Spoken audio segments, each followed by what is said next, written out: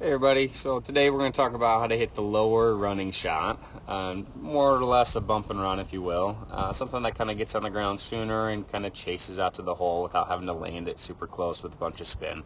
So I'm down here in Florida and we get a lot of grain, and so what I'm doing here, you can see how I'm basically lifting this club up really vertical, so basically just that toe is kind of touching the ground.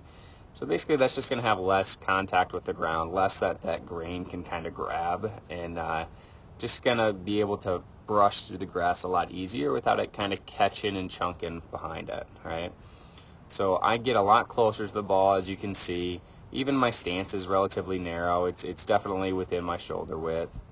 And then this is me kind of making sure my backswing is not going to cross that stick on the ground, right? So the first couple feet are going to be basically pretty straight.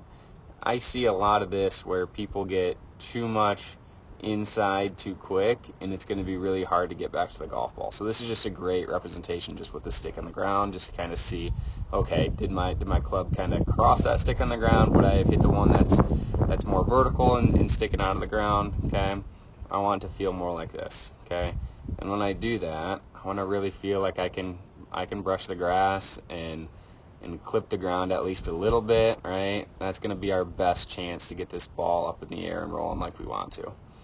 So if we do it somewhat right, this is kind of what it's going to look like.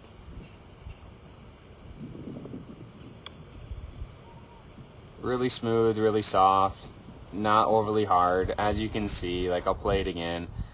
My backswing doesn't get very big, especially on these shorter shots.